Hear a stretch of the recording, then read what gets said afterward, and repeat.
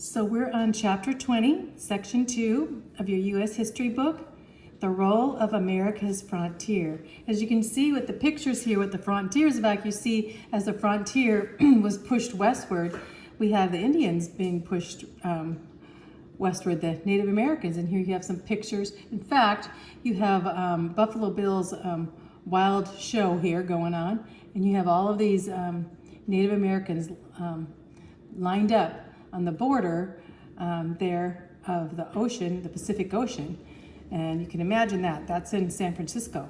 So just some of these pictures here, and you can see the wagon train coming and the frontiers and how the frontier got smaller and smaller throughout history. So anyway, and Buffalo Bill's, because these little pictures should be enlarged, Buffalo Bill's Wild West show.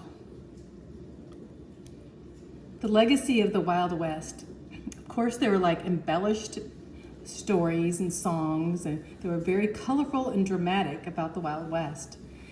And there were many hardships. The pioneers and cowboys, along with the Native Americans, experienced a lot of hardships in the midst of that Wild West. They had to have strength and courage. In fact, there were some notorious outlaws there. Facts were kind of mingled with fiction with the stories, though, but there were many, many legends. In fact, they used to put forth these dime novels, they'd call them, and in the dime novels, they would have a popular literature and stories about the so-called legacy of the Wild West. First person here talked about is Kit Carson, and Kit Carson was a real person that lived 1809 to 1868. You see this here, there's the adventures of Kit Carson. Well, he was a trapper and a guide that was hired by John C. Fremont. And we know John C. Fremont was the pathfinder of the West. He also ran for one of the Republican presidents. But he hired him, and his wife, John C. Fremont's wife, Jessie, she would embellish the stories about Kit Carson and about where they traveled, and about the West, and the people on the East Coast, especially her friends and women and even politicians, read her writings and her stories about the Wild West, and they came alive with what was going on, and really gave her husband, John Fremont, a name as that pathfinder, although he was a scientist more than he was an explorer. But anyway, his guide was Kit Carson, and Carson City, Nevada is actually named for Kit Carson. Kit Carson, the stories of it is basically bringing them through Native American lands and being friends of the Indians there and such. And, I just read a story about John C. Fremont coming and meeting on my Indian reservation, our Indian reservation. Back in time. So anyway, Kit Carson was one of that. They embellished these stories about him. He became very famous. On to Colonel William F. Cody, better known as Buffalo Bill. Well, he was a Civil War scout for the Union Army. In 1867, he was hired to hunt buffalo, which became very, very good. Well, the buffalo that he hunted at that time was used to feed the construction workers for the Kansas Pacific Railroad. But Buffalo Bill Cody was known to kill 4,000 buffalo in just 18 months' time. As that time the buffalo just roamed. There was millions of them that roamed the plains, and we'll find not in much time later that all of these buffalo, except for just 1,000 of them, and down to almost running the buffalo extinct by killing these buffalo, and sometimes just for their hides. But anyway, Buffalo Bill Cody. Buffalo Bill got his name from killing buffalo. Then his life in the West turned to the stage show. He was in a stage show, and as an actor, he liked being an actor on the stage shows there, and he was kind of a good-looking, handsome guy, and they liked his shows. And then the Wild West, one of the leading roles in some of the shows was the Scouts of the Prairie, and some of these scout shows, they were outdoors, and so this gave Buffalo Bill Cody the idea to have shows like huge type circus shows outside. And he would be the chief actor, but then he'd hire all of these other actors, so they ended up not being actors at all, but real persons. He would hire real Indians, Native Americans, to be in his Indian wars that he put together, especially the Custer's Last Stand. So he even hired Sitting Bull. But anyway, they were the Buffalo Bills Wild West show that toured the whole United States multiple times, and also toured Europe. In fact, some of the Native Americans said they were allowed to practically tour the world in Buffalo Bill's Wild West shows, as he hired many. In fact, here, Buffalo Bill's Wild West shows, it says in 1883, Buffalo Bill Cody staged an outdoor extravaganza type thing called the Wild West Rocky Mountain and Prairie Exhibition for a 4th of July celebration in North Platte, Nebraska. When the show was a success, Cody realized he could evoke mythic West more effectively if he abandoned the cramped theater stages for large outdoor exhibitions. The result was Buffalo Bill's Wild West, a circus-like pageant celebrating life in the West.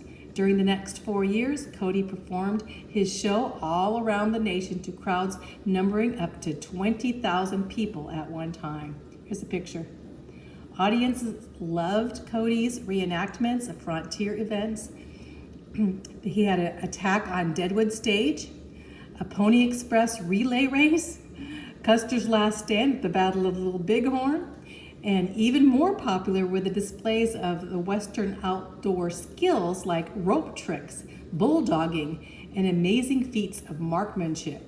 Cody made a star of Annie Oakley, a young Ohio girl who earned her nickname as Little Sure Shot by shooting a cigar out of her assistant's mouth. You can imagine. And Cody, again, he hired real Native Americans, including Sitting Bull. When Cody died, 18,000 people came to his funeral. So many people knew Buffalo Bill Cody. Here's a picture of Cody and Sitting Bull. Lawmen. During this time of the Wild West, there was also a lot of stories about lawmen. We have the story of Wyatt Earp, who lived in 1848 to 1929, and he was known for the shootout at OK Corral at Tombstone, Arizona. So Tombstone, the shootout with his brothers Virgil and Morgan and the Clancy gang. And he also was sheriff of Dodge City, the wickedest little city in the West, they would say. But anyway, he met his friend who was a dentist and a gambler named Doc Holliday, and they became friends, and they're known about, the Tombstone, the shootout at Tombstone. Doc Holliday was there with Wyatt Earp and his brothers. You can watch the movie Tombstone on that. But anyway, they were arrested even at Tombstone, but later on exonerated. So even despite all this, and later Wyatt Earp, he raced horses and he refereed boxing prize fights. So he wasn't always a lawman, but many stories, and the stories are passed down about Tombstone. Wild Bill Hickok. Who was Wild Bill Hickok? Well, his name was James Hickok, but they called him Wild Bill. He was a Union spy and a stagecoach driver in his before he became Wild Bill, and then he became the Marshal of Abilene, Kansas. He was shot dead in Deadwood, South Dakota, by a guy named Jack McCall. Here, despite all of this, Wild Bill Hickok, known for as a lawman and his shooting and his being wild and stuff, he died with his cards. He's holding some cards, black aces and eights, which they call the dead man's hand now. Many stories have been written about Wild Bill Hickok. And anyway, it's stated that he had killed over 100 men in his life. And he traveled in Buffalo Bill's circus too. So he was with Buffalo Bill. So he was one of the actors in Buffalo Bill's show. He accidentally shot his deputy at one time, and at that time he quit gunfighting altogether because his deputy turned around and came out and he accidentally shot him, and that affected him drastically. He suffered from eye problems after that too. He suffered from glaucoma, and later on he did have a drinking problem for a while, and he was a vagrant. But everyone knows him for that his last Dead Man's Hand, as he was in Deadwood, South Dakota, all kind of named for Wild Bill Hickok's death there. He's known for his murder in South Dakota. Women of the West. Well, we have Calamity Jane. Lived 1852 to 1903. Her real name was Martha Jane Cannery. She was a scout for Custer, at one time. She was a pretty rough woman, as you can see in the picture there, but she was very skilled with the rifle and horsemanship. Her horsemanship surpassed what men could do. She had very daredevil ways, and she also was in Buffalo Bill's Wild West show, just like Wild Bill Hickok. And in fact, it said at one time they were a couple, but that turns out to be legend too. There are many tales about her because she wrote her own autobiography about herself and exaggerated everything about herself. A lot of the things we find now that weren't really true about Calamity Jane. Annie Oakley. Annie Oakley, again, she was in the Wild West show, and she lived 1860 to 1926. Sitting Bull, who was in the show with her in the Buffalo Bill Cody's Wild West show with her, named her Little Sure Shot because she was short in stature, but she definitely was a sure shot. So she could shoot a cigar out of a man's mouth, we said before. Her name was not Annie Oakley, it was Phoebe Ann Moses, or Phoebe Ann Mosley. And the woman who would be known as Annie Oakley developed her superb marksmanship abilities as a teenager and earning enough to pay off the mortgage for her mother's home. So she earned this by her sure shots and being in different contests and such. And also hunting. She was expert. She was expert at shooting her rifle. And she gave much of her money that she earned to orphans and worked for the American Red Cross at one time. There's a movie about her called Annie Get Your Gun, if you ever want to watch a movie about Annie Oakley's life. Of course, we also had villains during this time. And in fact, a lot of books now write about these and a lot of movies about them. You'll be familiar. Jesse James. Jesse James, he lived 1847 to 1882. He was of the James gang, which included his brothers. Jesse James was a preacher's son, and he died early. And his mother, Zerialda was her name, and she supported the gang of 9 children. She actually, after the preacher's death, went and had children again with his stepfather, and they had more children, so there were 9 children, but she was like the head of the James gang. So, in fact, the whole gang spent 20 years robbing banks and stagecoaches and trains. They also, we'll know Jesse James also fought as a Confederate guerrilla on the Confederate side. So they had a lot of things, and like I said, some of these things were embellished. They used to think like the James gang were kind of like a Robin Hood, that they'd rob from the rich and give to the poor, and rob the banks and give it away. But that was not always the case. That was pretty unusual for doing that. In fact, there's no record of them really giving to the poor.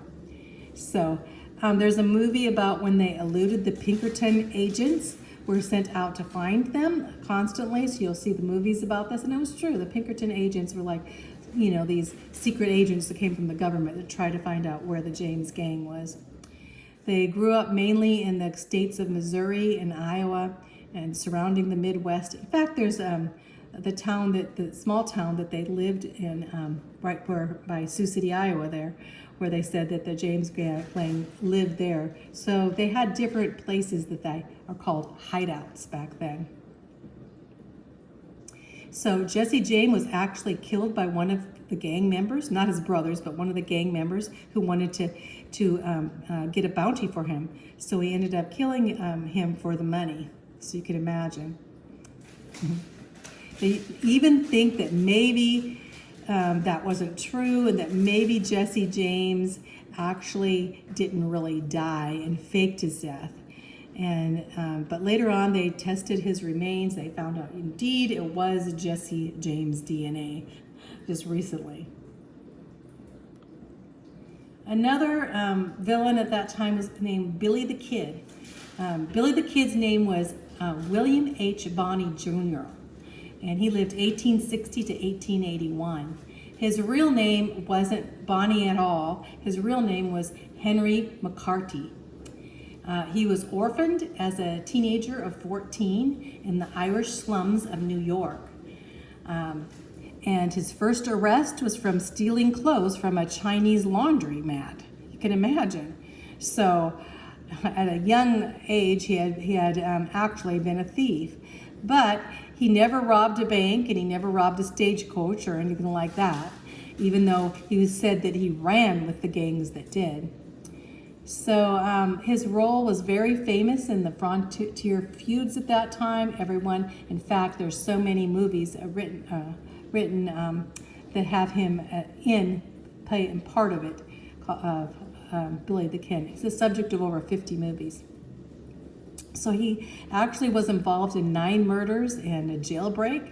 He was a cattle thief. He killed 21 men, not counting Indians, he said. So, he was only 21 years old when he was killed, so he died very young. Many believe that he too wasn't really killed, and that his name now has been John Miller. And they haven't found that out, actually. So they think now maybe they did fake his death, and maybe he did live on it to be John Miller as an old man. Maybe. But of course, there's a lot of stories about Billy the Kid. So let's stop right there, and then we're going to go into the Plains Indians and talk more about the Indian Wars.